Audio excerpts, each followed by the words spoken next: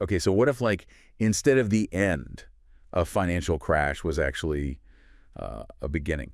Like, what if it was a chance to start over and build something better, something more human, you know? Right.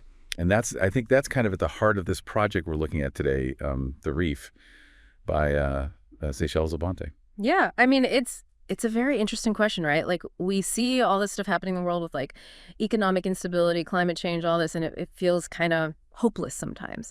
But speculative design, like what Labonte is doing with this project, it lets us kind of channel that anxiety, It lets us imagine different futures and what they could look like and maybe see a way forward. Yeah, it's almost like using that fear as fuel instead of letting it paralyze you. So the Reef, uh, it paints this picture of a world after a financial collapse, and where communities have had to kind of retreat inwards and become more self-reliant.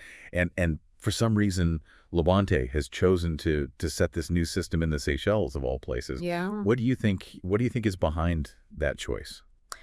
Well, I think it's actually a very deliberate choice. The Seychelles is this island nation. It's geographically isolated, right? Right.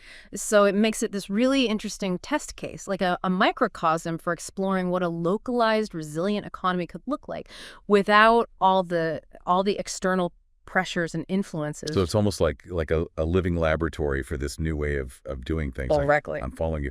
But how does it actually work in practice? Like, what is this value token system that they talk about? Okay, so this is where it gets really cool, I think, because Yeah. these tokens, they're not digital, they're not like cryptocurrency or anything. All right. They're physical objects, so they're tactile, and they're made from all these really interesting repurposed materials. Like they're talking about using bioluminescent algae even. Glowing algae. Yeah. Isn't that cool? And it's not just a gimmick. I think it's really smart design because first of all, it taps into this idea of resourcefulness, like using what's available, what's local. But it also speaks to this idea of interconnectedness, like the community and their environment are all linked together. And these tokens, they embody those values. It's such a contrast to, our current financial systems, which are all digital and kind of impersonal and abstract. Yeah, I mean, you don't really feel connected to a string of numbers on a screen, do you? Exactly.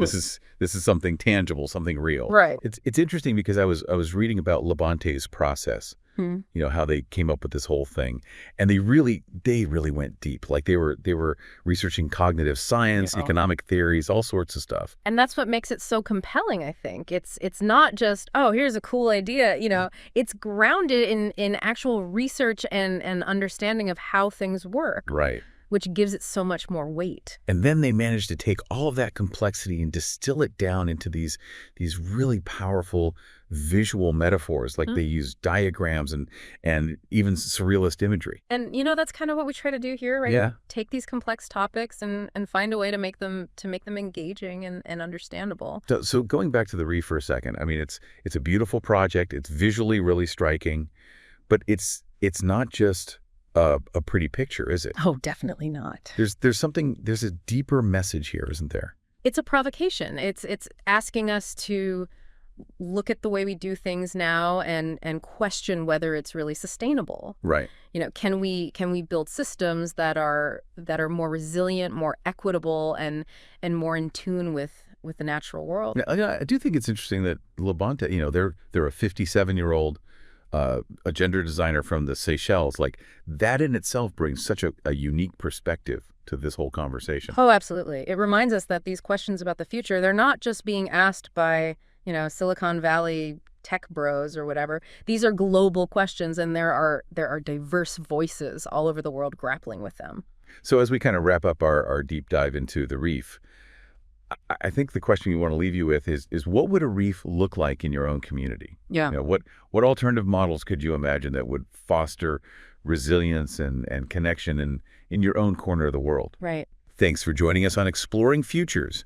We hope you found this episode thought-provoking, and we encourage you to share with anyone else who might be interested in these kinds of ideas. Absolutely.